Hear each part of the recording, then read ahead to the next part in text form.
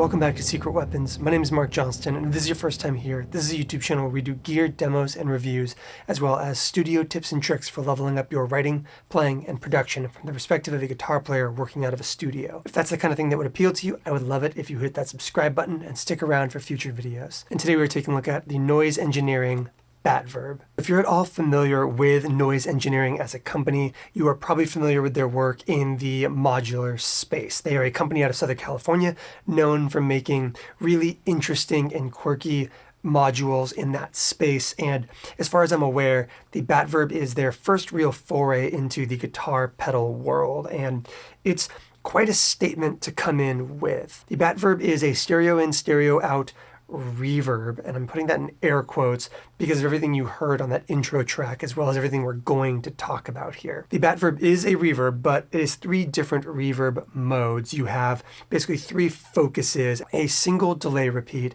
a multi-tap delay, and a very skittery, heavily diffused, effectively still multi-tap delay. Each one of them, as fed into the feedback loop in the device, will get progressively more reverberant as it goes, but it really does belie what the basic structure of a reverb is in the first place, in the sense that almost all digital DSP reverbs are effectively a bunch of delay repeats with modulation and comb filtering applied to create diffusion. The Batverb, by contrast, basically just highlights that structure, giving you access to that single repeat multi-tap that is also very spread out across the stereo field, and that third focus mode, which gets into more conventionally proper reverb sounds. The interplay between your time and regen controls are going to be the main way that you create the size, space, and speed of that reverb. And in the first two modes, that can be felt very much as a delay time control. And in that third mode, feels almost more akin to a pre-delay or a control over early reflections. But there is a lot more to unpack with Batverb than just the kind of character of the reverb itself, because you also have things like a ducking control that can be used as either a reverb duck in the conventional sense or as a more kind of expander version of things, which is treated more as a gated reverb that rises your signal in keeping with your playing.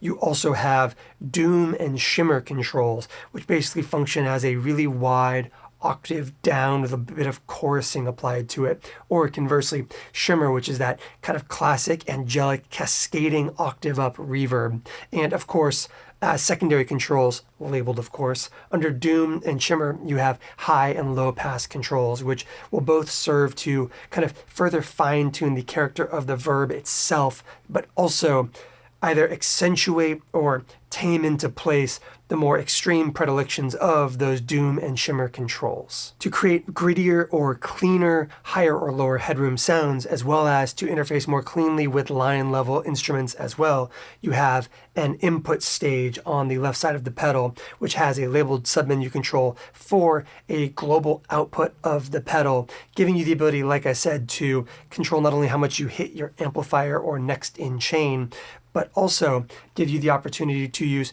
hotter or quieter pickups, as well as things like synthesizers and drum machines, as we did on that intro track. And of course, dead center to the entire thing, you have that grit control, a very fizzy distortion circuit in this thing that can be applied to just the reverb or both the reverb and the dry tone itself, which will work even when the blend is at minimum. And that's what you heard from our drums on that intro, especially with those drum machine drums from the Poly Step. We are getting crunchy, crispy, very broken and mangled sounding electronic drums running into the grit in that third position, applying to all layers in the device. And not even using this as a reverb, but just using it as a grit processor for drums. And it's worth saying that there's not a lot to be done with that grit other than fine-tuning it with your input and output controls to see how hard you hit that distortion circuit in the pedal. As you also heard, the distortion is just going to sound the way it does, and it can be really specific and narrow and lo-fi for things like guitar. I have tested it across multiple digital and analog and tube-based amplifiers and found that you get a very similar response using that grit on your guitar itself across all implementations of it, all expressions of it across multiple amplifiers. But for my money, the broadest and most useful use cases for that grit control are on other sources like synthesizers and drum machines. You also have true bypass and buffered bypass modes, a hold switch for creating kind of frozen in place pad reverbs that can still be modified with those Doom, Shimmer, high and low pass controls, and grits. You also have an expression input that will allow you to do things like on the fly bring in or out those high and low octaves, or sweep through some of those other sounds. One of the really cool expressions of that is going to be the time control on the delay and the multi-tap delay modes on here. You get this really great pitch shifted sound when you twist the time control on here with audio in the feedback loop, using an expression pedal to kind of pitch down the reverb in that context really aggressively while playing. It's a really beautiful and musical sound and consequence, which I really, really like. And you of course have MIDI in and MIDI through, allowing you to send presets, send CC control changes, and also pass MIDI on through from this device to other devices. That is Batverb, a giant lush pad reverb that is shockingly versatile with a bunch of decidedly non-reverberant controls and parameters that you can apply to a bunch of very, very ambitious sound design techniques. So let's put this thing back into a signal chain. Let's wire it up in stereo and give it a listen on guitar. So as always, before we get into our sound samples, let's talk through our signal chain and the context we're working in. I am playing my Jennings Voyager into the Cali 76 Stacked Edition from Origin Effects directly into the Batverb. We are then going stereo out to the Amp Stereo by Milkman, then out to our preamps, which are a pair of Warm Audio WA273s. We are recording in Universal Audio Luna, and this is what our dry tone sounds like.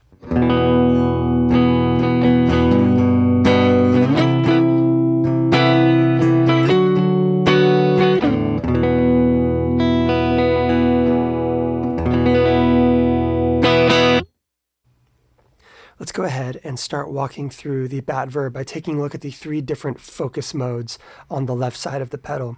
We are going to keep all of the more kind of complex pieces out of the puzzle right now and focus instead on the different characters the reverb can take on before we start modifying and mangling them. So let's start with focus mode number 1, which is going to be a single delay tap that progressively diffuses a bit as it drifts on.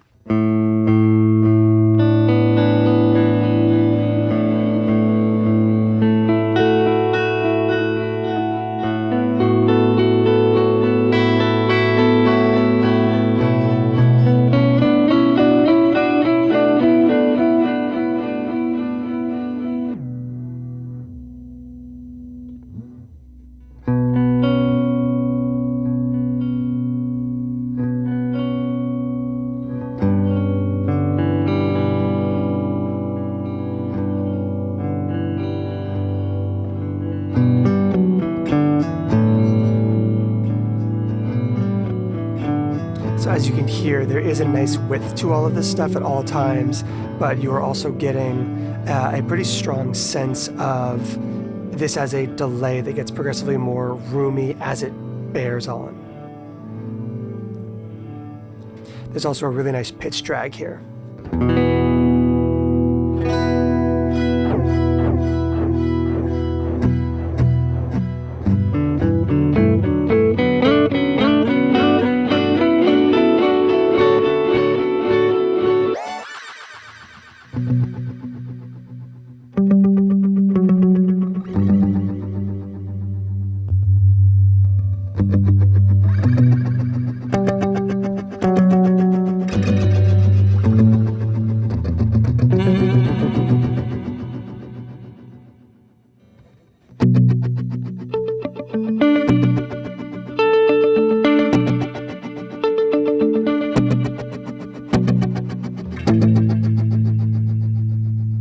So as you can hear in this mode, this is a proper time knob for the delay speed itself, giving you access to some actual like rhythmic delay use cases.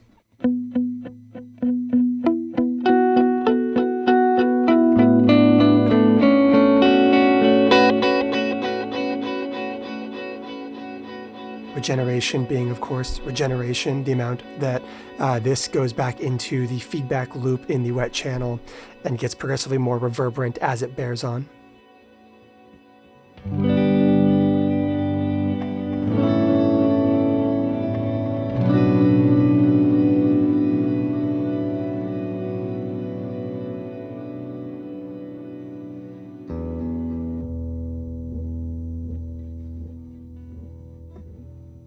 And of course, when you step to mode 2 right here, your focus mode 2 right here, you get into a multi-tap that more quickly turns into reverb.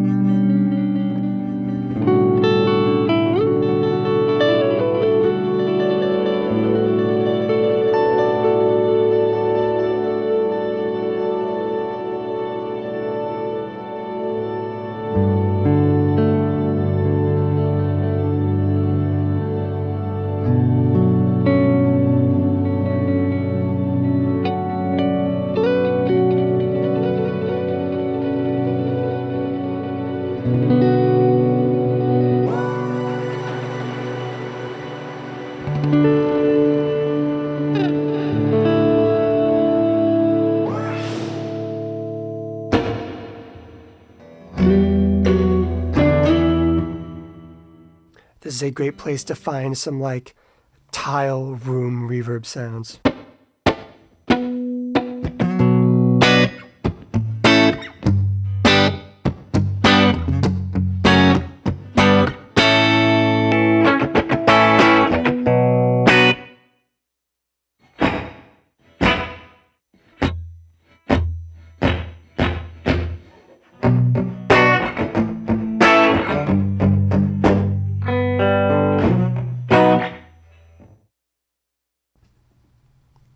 But with a reverb like this, all the best stuff is found in the massive and dreamy.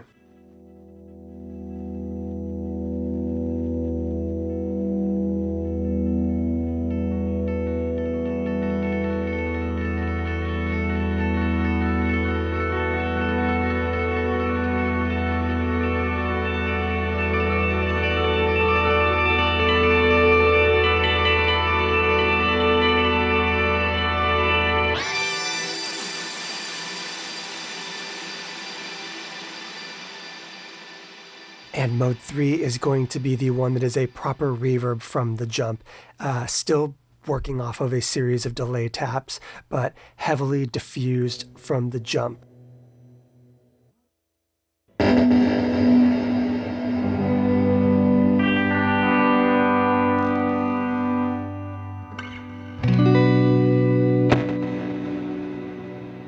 And you can hear in this mode, this is no longer a time control in the way that you think of it with a delay like in the first two modes, but in this version you now have this as more of a pre-delay, where even at the most extreme setting,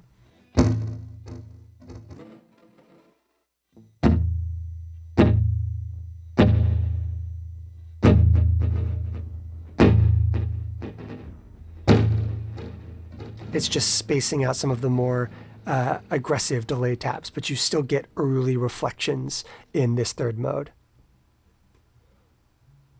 which gives you access to very quick, snappy, responsive stuff where you can use this feedback control to still pull big reverbs out of it.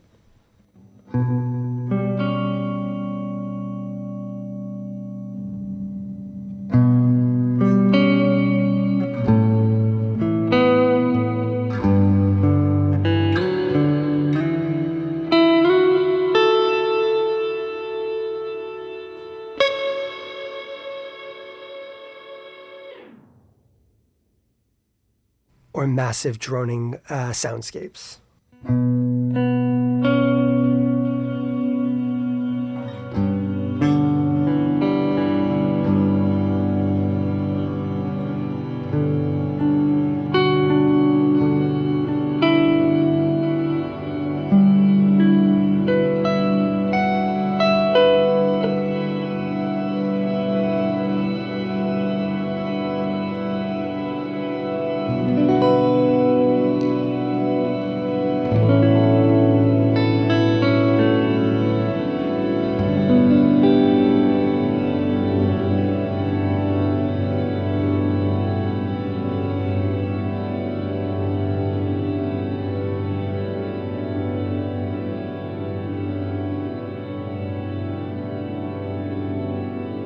And before we get into the really wild stuff with Doom, Shimmer, and these distortion modes in the middle, the grit, let's go ahead and take a look at the low pass and high pass filters for fine-tuning this reverb to kind of take up only the sonic space you really want it to.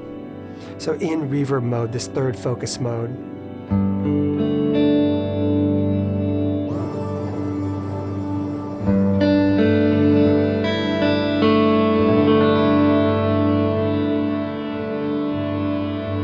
let's freeze it in place, and let's go ahead and dial out some of our lows and dial in some of our highs.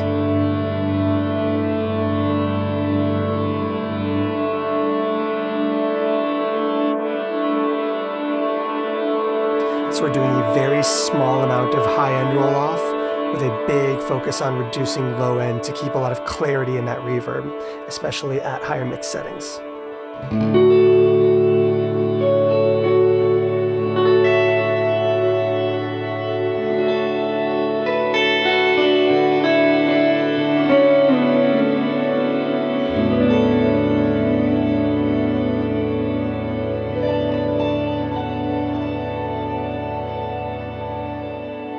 Or conversely, you can create something more mellow and moody by rolling back those highs and reintroducing a lot of that low end.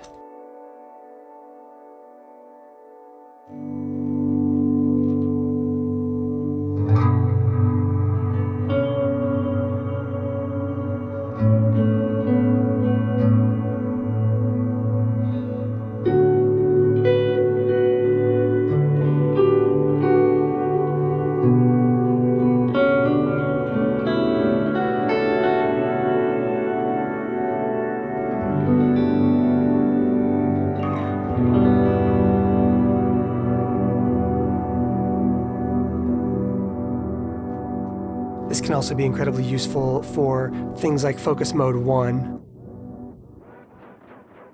If you want to use this as a delay and you want to create either chirpy tape-like repeats by carving out that low end, or in the current mode where we have a lot of like high end rolled off and a lot of low end retained, a nice analog feel.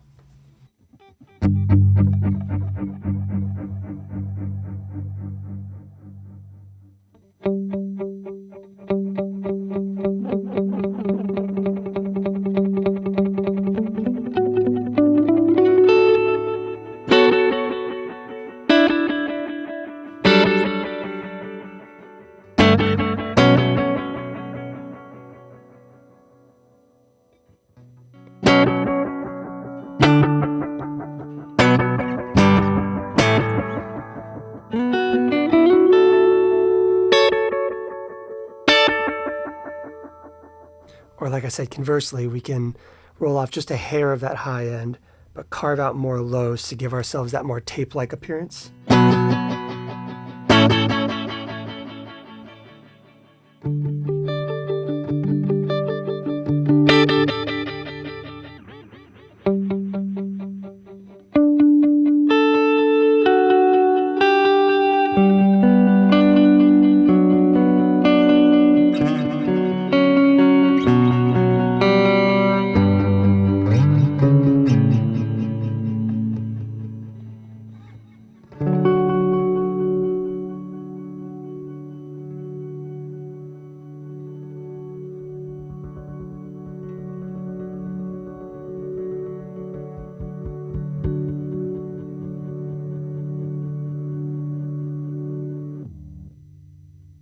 Let's go ahead and bring back all of our low end, all of our high end, and give a listen to these Doom and Shimmer controls. So we're going back to full reverb mode with a nice kind of blooming but semi-subtle reverb sound.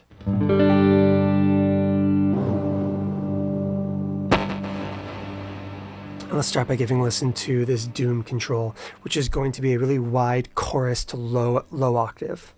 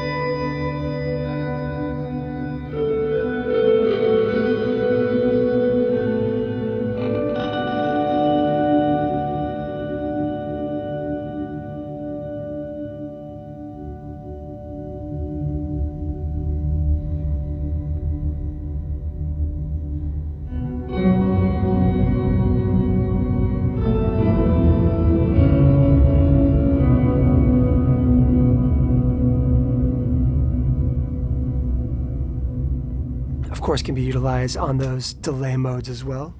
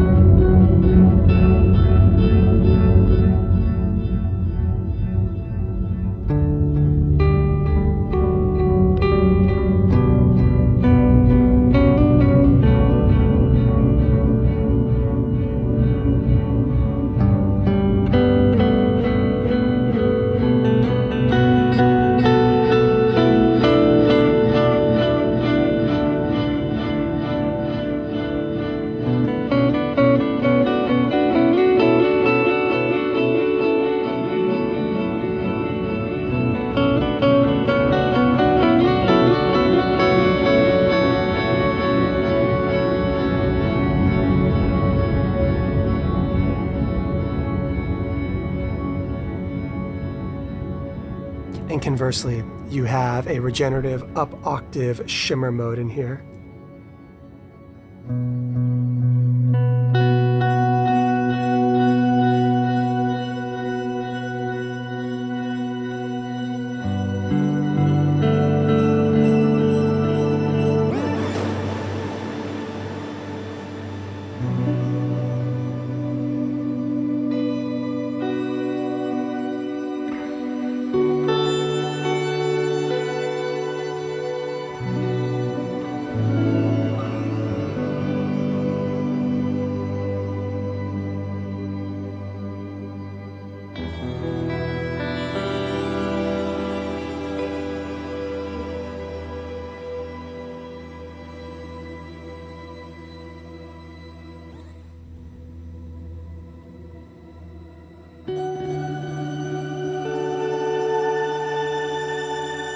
Because you get that regenerative runaway effect right there, it can always be handy to use that low pass filter to basically create a ceiling for how many times that octave can kind of repeat on itself, cascading upwards before it kind of filters out to prevent harshness.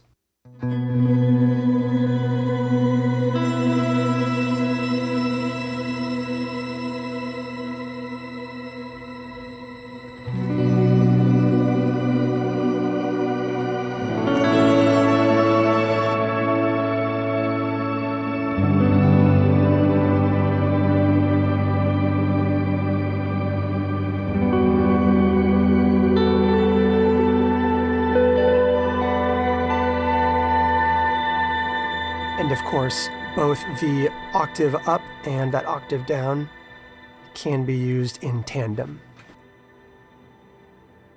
And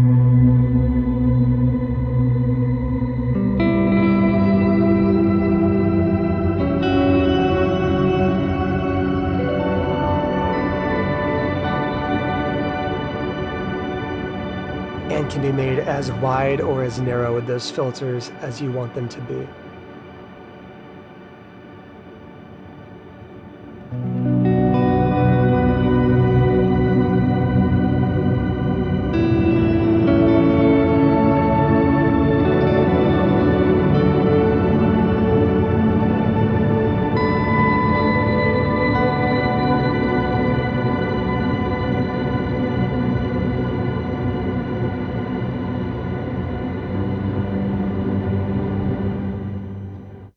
For context, what we're playing is basically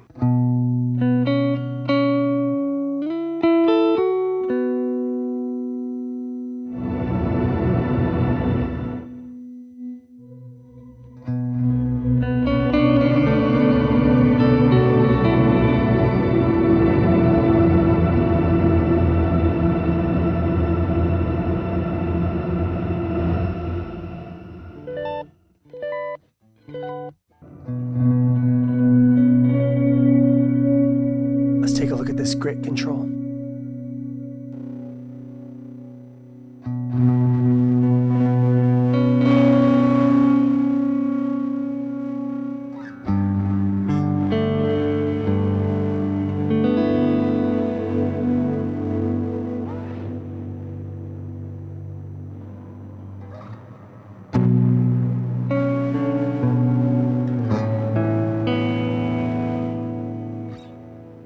So the grit can be used in three basic ways. It can be ignored completely. You can have it run on just your wet channel like we are right now, or it can be applied to both your dry and wet signals uniformly, meaning that even when you take this blend all the way out, grit will still affect your dry tone like such.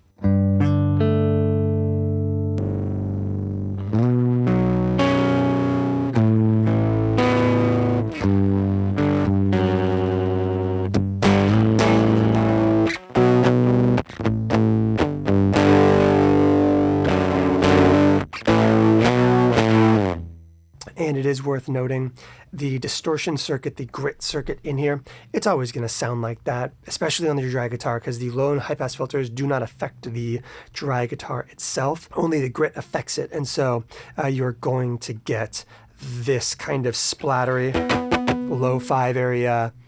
What's a good reference point for this? Very Sex Bomb, if that's a reference you get.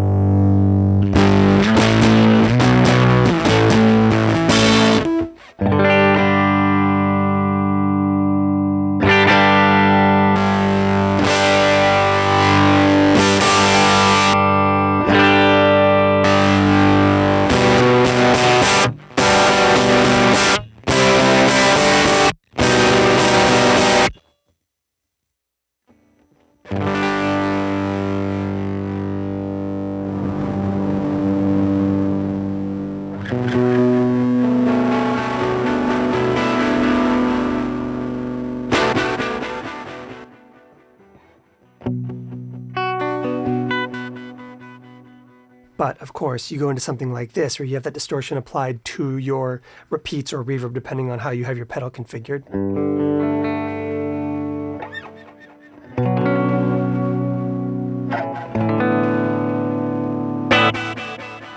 And you can use those high and low pass filters to really create a very narrow band of distortion there.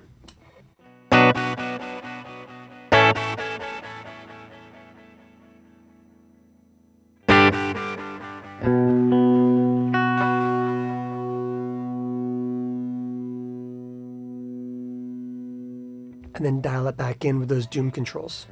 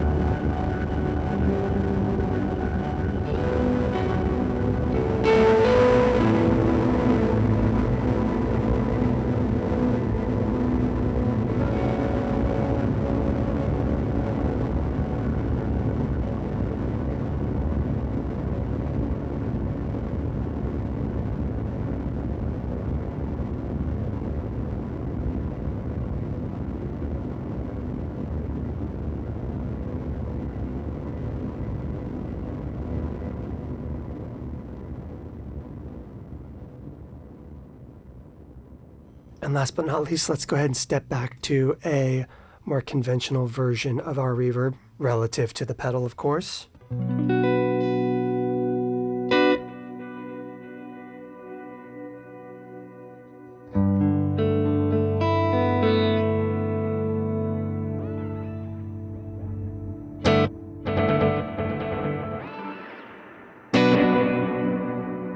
That ought to do it for the demonstration here, which is going to be our ducking control on this side of the pedal. So we have been ignoring it this entire time, but the ducking control has two functionalities: a gated reverb by going to the left, which will bring in the reverb alongside your playing, basically accentuating it up depending on how you play, or a duck down, which is going to be lowering of the signal while your dry guitar is present and then bringing it back in its absence. And the way you set the ducking amount is with the sub-control over here. So let's start it nice and subtle at noon, ducking enabled.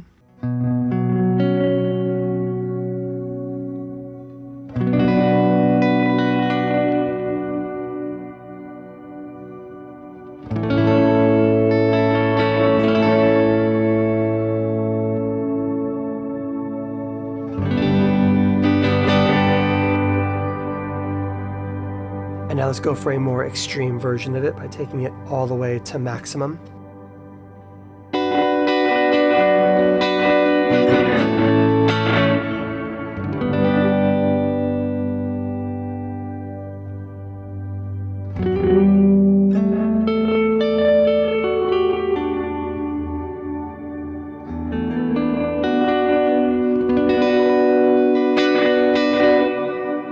As you can hear, at the really extreme, very unnatural sounding side of things, you can really hear what it's doing specifically, which is the more you play, the more it kind of stays out of the way of your tone. And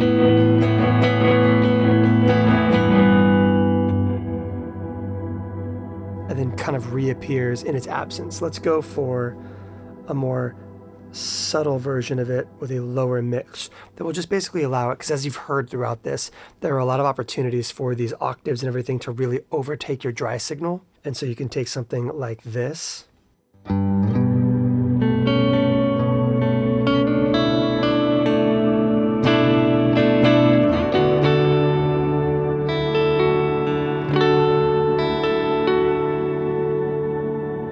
And just give yourself back a little bit more space for your dry guitar.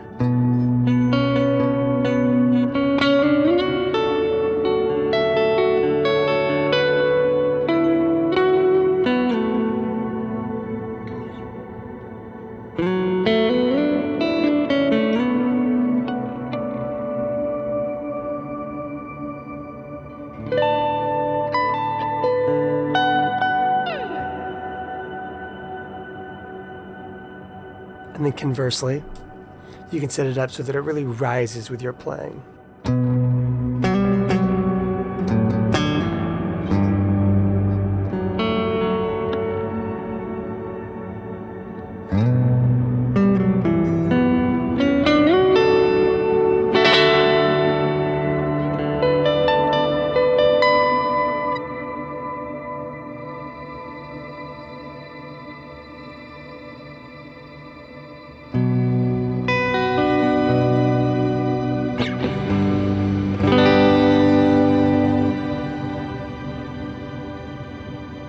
Again, let's take that to its most extreme.